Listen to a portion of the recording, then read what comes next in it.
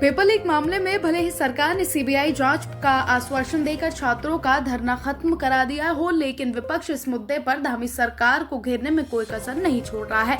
आज कांग्रेस ने paper leak मामले में मुख्यमंत्री आवास कूच करते हुए सड़कों पर उतरकर जोरदार प्रदर्शन किया। हालांकि मुख्यमंत्री आवास से पहले ही भारी संख्या में तैनात पुलिसकर्मियों ने बैरिकेड्स लगाकर प्रदर्शन कर रहे कांग्रेस कार्यकर्ताओं को रोक दिया। वहीं कांग्रेस नेताओं ने सरकार के सामने 3 प्रमुख मांगे रखी हैं। आयोग कह रहा है कि कुछ हुआ ही नहीं है, कुछ हुआ ही नहीं है। जब कुछ हुआ ही नहीं है तो फिर सीधा अर्थ है तो आप जांच को डिनाई कर रहे हैं। आयोग भी तो आखिर सरकार का हिस्सा है और परीक्षा टालने का बहाना बना दिया खाली इन सारी चीजों को। जो परीक्षा का कैलेंडर था जो जारी किया गया था, जिसमें इस नकल पेपर लीक वाले इम्तिहान के बाद का जो इम्तिहान होना था वो अब टाल दिया गया है। आयोग ने कहा कानून व्यवस्था की स्थिति के कारण पुलिस उपलब्ध नहीं है और हम नहीं कर सकते हैं। तो ये परीक्षा करवाने में भाजपा कभी भी गंभीर नहीं रही, ये सरकारें कभी गंभीर नहीं रही है और नौजवानों के भविष्य के साथ खेल रही है। आज देश दुनिया में सबसे ज्यादा पढ़े लिखे बेरोजगार भारत में और भारत में सबसे ज्यादा पढ़े लिखे बेरोजगार उत्तराखंड में है। बेरोजगारी आज उत्तराखंड की पहचान बना दी गई है। जन जी परेशान है, उनमें आक्रोश है, गुस्सा है, उनके अभिभावकों में गुस्सा है। उसी गुस्से को ध्वनि देने के लिए आज कांग्रेस जो है यहाँ आई है। जब 2022 में पेपर लीक हुआ था, एस राजू ने इस्तीफा दिया था। जीएस मर्तोलिया ने अभी तक इस्तीफा नहीं दिया है और हमको ये लगता है जीएस मर्तोलिया के पद में रहते हुए जांच जो है वो प्रभावित होगी। दूसरा, चौहान की अभी तक गिरफ्तारी नहीं हुई, जिसके कॉलेज में ये पेपर लीक हुआ उसकी गिरफ्तारी नितांत आवश्यक है। तीसरा, सीबीआई पे कांग्रेस लगातार क्वेश्चन उठाती रही है। हमारा ये मानना है सीबीआई की जांच हो, लेकिन हाईकोर्ट के सिटिंग जज की देख रही है। चौथा मामला है वोट चोरी का।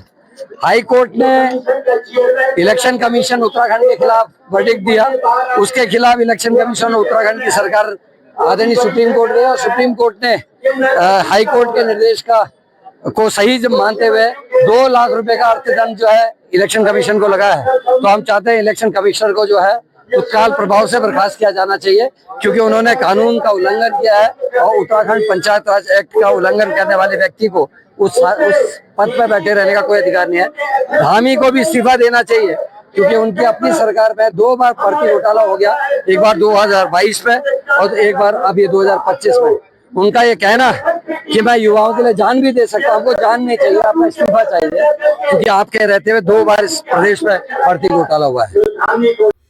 अल्मोड़ा में आज केंद्रीय सड़क परिवहन राज्य मंत्री अजय टम्टा ने शहीद सम्मान यात्रा को हरी झंडी दिखाकर रवाना किया।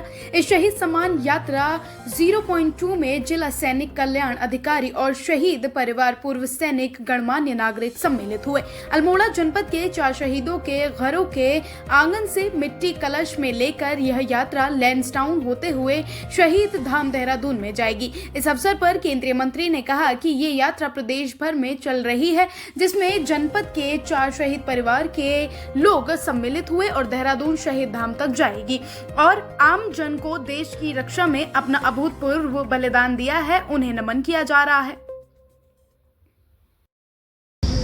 शहीद सम्मान यात्रा 2 के रूप में पूरे प्रदेश में ये यात्रा का संचालन हो रहा है। अल्मोड़ा जनपद में जो 2021 के बाद 4 सैनिकों के घरों के आंगन की मिट्टी कलश में संग्रहण की है, ये यात्रा यहाँ से लैंसडाउन जाएगी और लैंसडाउन के बाद वही शहीद सम्मान के साथ हमारे शहीद सम्मान इस यात्रा के माध्यम से देहरादून में जो स्मारक बनाया है उसमें स्थापित किए जाएंगे।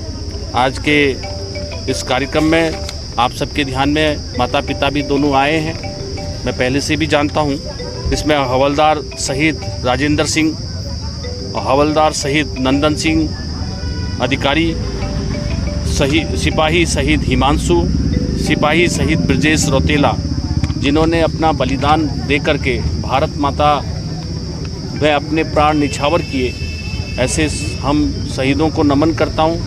मैं इनके परिवार के माता पिता भी यहाँ आए हैं, मैं इनको भी प्रणाम करता हूँ कि उन्होंने ऐसे वीर पुत्रों को जन्म दिया। खबर देहरादून से है, जहां 2047 तक भारत को विकसित राष्ट्र बनाने में देश की आधी आबादी किस तरह अपनी सशक्त भूमिका निभा सकती है, इसके लिए उत्तराखंड ने शुक्रवार को केंद्र सरकार के समक्ष एक व्यापक रोड मैप प्रस्तुत किया। केंद्रीय महिला एवं बाल विकास मंत्री के साथ वर्चुअल बैठक में प्रदेश के महिला सशक्तिकरण एवं बाल विकास मंत्री रेखा आर्या ने 20 से ज्यादा सुझाव प्रस्तुत किए। आपको बता दें कि सचिवालय की HRDC बिल्डिंग में वर्चुअल बैठक में कैबिनेट मंत्री रेखा आर्या ने कहा कि स्थानीय निकायों को मिलने वाले बजट में से 10% हिस्सा महिला और शिशु विकास के लिए आरक्षित किया जाए। उन्होंने कहा कि महिला सशक्तिकरण के लिए तकनीकी कौशल युक्त वर्कफोर्स तैयार की जाए और कर्मियों की आहर्त में भी तकनीकी स्किल्स शामिल की जाने की जरूरत है। बैठक में कैबिनेट मंत्री रेखा आर्या ने कहा कि विभाग की कार्य प्रणाली में आमूलचूल बदलाव की जरूरत है। साथ ही आंगनबाड़ी केंद्रों की भूमिका को भी पूरी तरह डिजिटलाइज करते हुए और ज्यादा व्यापक व कारगर बनाना जरूरी है। उन्होंने महिला सशक्तिकरण और बाल विकास के कार्यों में यूरोप की तरह ही महिला कार्यबल की हिस्सेदारी को 50% तक बढ़ाने की जरूरत पर जोर दिया।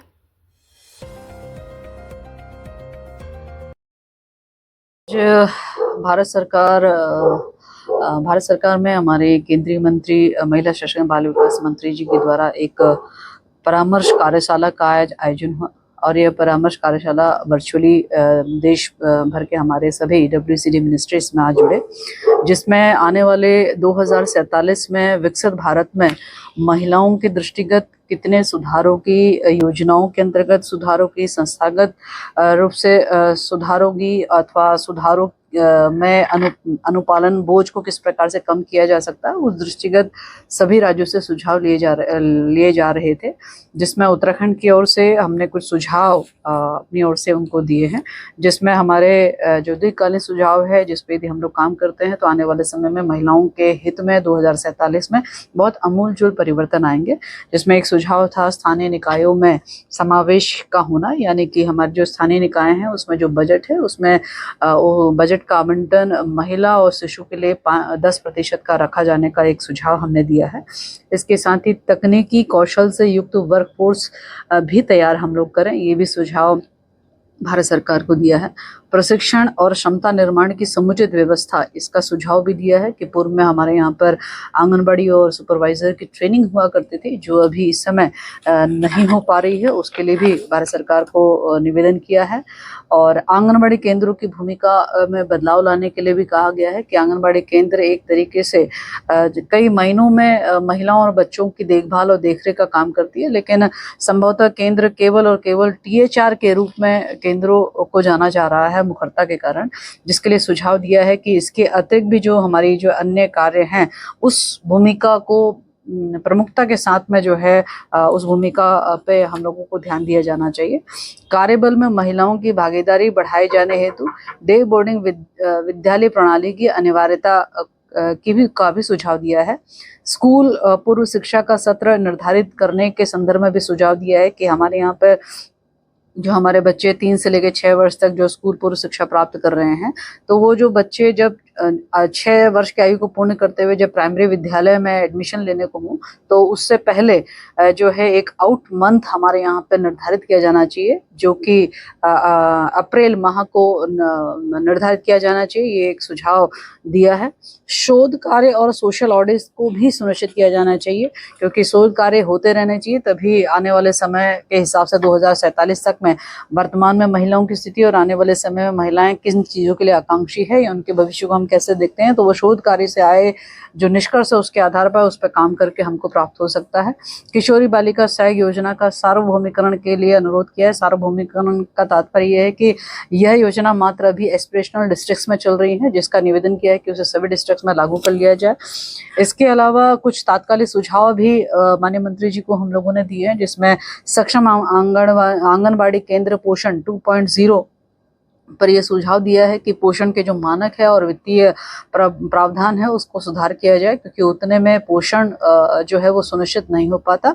आंगनबाड़ी अनुरक्षण हेतु प्रावधानी धनराशि को व्यवहारिक बनाए जाने का भी हम लोगों ने अनुरोध किया है। इसके साथ ही जो आंगनबाड़ी केंद्र